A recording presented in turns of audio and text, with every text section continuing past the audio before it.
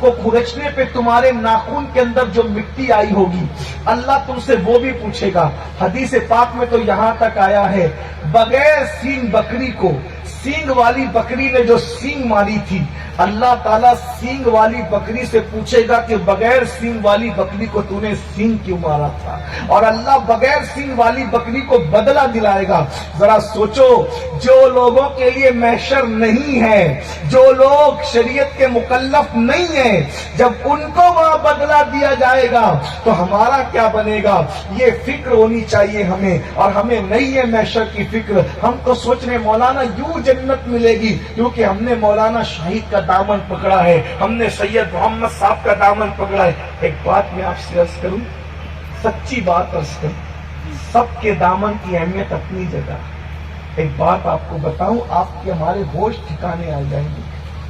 جن لوگوں نے ڈائریکٹ رسول اللہ کا دامن پکڑا تھا، ڈائریکٹ، ان میں ایک ہستی کا ذکر میں کرتا ہوں جس کو شرح الصدور میں علامہ جلال الدین سیوطی رحمت اللہ علیہ نے لکھا ہے۔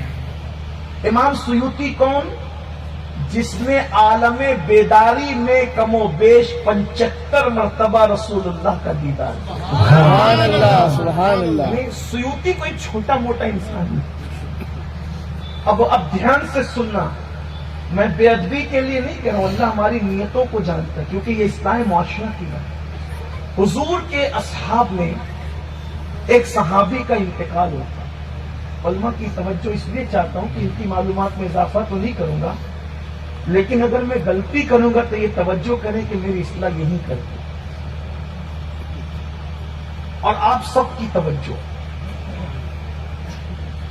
حضور علیہ السلام کی ظاہری حیات میں ایک صحابی کا انتقال ہو، اور وہ کوئی معمولی صحابی نہیں۔ پہلی بات تو یہ سن لیں، اگر آپ کی توجہ، کوئی صحابی معمولی نہیں ہے۔ بے شک، ہمارے درمیان کچھ لوگ کہتے ہیں کہ ادنا سے ادنا صحابی، میں اس سے متفق نہیں ہوں۔ حضور کا کوئی صحابی ادنا نہیں ہے۔ جو کہتے ہیں نا ادنا سے ادنا، کوئی حضور سے جو چیز منسوب ہو جائے وہ بھی ادنا نہیں ہے، بلکہ مٹی اگر حضور کے جسم سے لگ جائے تو ہمارے عقیدے میں وہ عرش سے بھی اعلیٰ ہے، وہ کعبے سے بھی اعلیٰ ہے، وہ جنت سے بھی اعلیٰ ہے۔ نسبت رسول کے بعد کوئی چیز ادنا نہیں رہ جاتی۔ اس لیے میں کم سے کم بولتے وقت یہ ضرور خیال، حالانکہ ان کی نیت کوئی توہین کی نہیں ہوتی، وہ سمجھانے کے لیے کہتے ہیں، لیکن ہمارا مسلک سراپا ادب ہے۔ حضور کا کوئی صحابی کبھی ادنا ہو ہی نہیں سکتا۔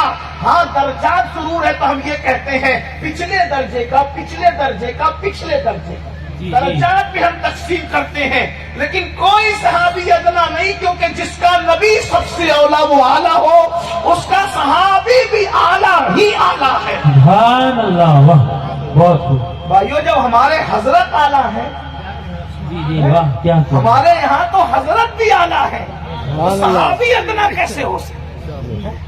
ہمارے یہاں تو حضرت بھی اعلیٰ ہے، ہمارے یہاں تو عالم بھی اعلیٰ ہے، ہمارے یہاں تو مفتی بھی اعلیٰ ہے۔ ارے سب تو اپنی جگہ، میرے آقا کی تو امت بھی اعلیٰ ہے، خیر امت کا لقب صرف اس امت کو عطا کیا۔ سبحان اللہ، نعرہ تکبیر، اس لیے نعرہ رسالت، نعرہ رسالت۔ اس لیے کوئی صحابی ادنا، درجات ہیں، ہم درجات مانتے ہیں، اول درجہ، دوسرا درجہ، پچھلا پچھلا پچھلا پچھلا، اس طرح سے آخری درجے کا صحابی کہہ لیں، آخری صحابی کہہ لیں مرتبے کے اعتبار سے۔ تو حضور کے صحابہ میں ایک صحابی ہیں جن کو حضور نے لقب عطا کیا ہے سید الانصار، یعنی جتنے انصار تھے مدینے کے ان سب کا سردار، اور اس صحابی کا نام ہے سعد ابن معاذ رضی اللہ تعالیٰ عنہ۔ ان کا حضور کی ظاہری حیات میں وصال ہوا، ایک بات، اور جن صحابہ کا ظاہری حیات میں وصال ہو گیا ان کے ایمان پہ خاتمے کی ضمانت اور گارنٹی یہی ہے کہ ان کے جنازے میں حضور نے شرکت، سبحان اللہ، یعنی ان کے مومن ہونے میں کوئی شک نہیں، وہ سند یافتہ مومن ہے، جی سبحان وہ اللہ۔ سند یافتہ مومن ہے جس کے جنازے، اور بعد میں جو حضور کے صحابہ ہیں وہ بھی ہمارے سروں کے تاج اور سب شان والے، جی مقبول مخالف کی طرف نہ جائیے گا، لیکن صرف عظمت بتانا ہے جن کا حضور کی ظاہری حیات میں، ارے لوگ تو تمنا کرتے تھے کاش میں حضور کی حیات میں مر جاتا، حضور میرے جنازے میں چلے آتے، اور ان کا آنا میرے لیے کتنی بڑی چیز۔ بھائی اگر پیر صاحب آ جائیں جنازے میں تو کتنی بڑی بات ہوگی۔ لوگ کہتے ہیں کسی کا جنازہ مفتی اعظم نے پڑھایا، کسی کا جنازہ مجاہد ملت نے پڑھایا، کسی کا جنازہ محدث اعظم نے پڑھایا، یہ کہتے ہیں نا شان والے لوگ ہیں، لیکن اللہ اکبر وہ کتنا خوش نصیب ہوگا جس کے جنازے میں حضور شریک ہو رہے ہیں، پھر ان کو لقب سید الانصار کا عطا کر رہے ہیں۔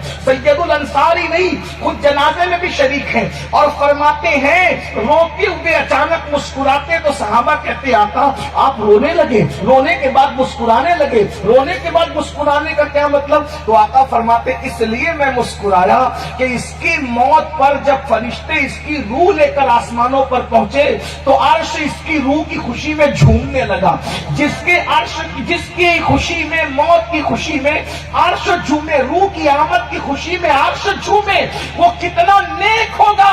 سید الانصار 70,000 فرشتوں کی آمد، خود مصطفیٰ جان رحمت کی جنازے میں آمد، عرش کا جھومنا، اللہ اکبر۔ نیک ہونے میں کوئی شک ہے؟ جنتی ہونے میں کوئی شک ہے؟ مل کے بولو کوئی شک ہے؟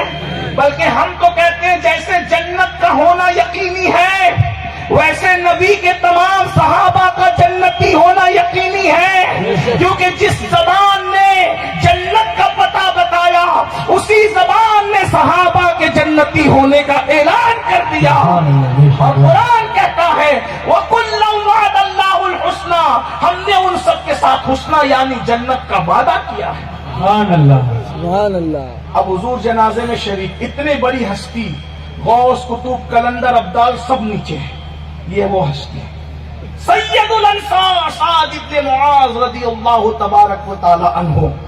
حضور جنازے میں، صحابہ، صدیق اکبر بھی جنازے میں، فاروق اعظم بھی جنازے میں، عثمان غنی بھی جنازے میں، مولا علی بھی جنازے میں، یہ سب جنازے میں، عشرہ مبشرہ جنازے میں ہے۔ میت رکھ دی گئی، مٹی برابر کر دی گئی، صحابہ کہتے ہیں کہ اللہ کے رسول کے چہرے پہ ہم نے دیکھا کہ غم کے آثار تھے، پریشانی کے آثار تھے۔ پھر حضور علیہ السلام نے کہا اللہ اکبر، اللہ اکبر، سبحان اللہ، الحمدللہ، الحمدللہ۔ یہ حدیث صحیح میں بھی موجود ہے۔ پھر جب حضور نے پڑھا، کچھ دیر کے بعد حضور علیہ السلام کے چہرے پہ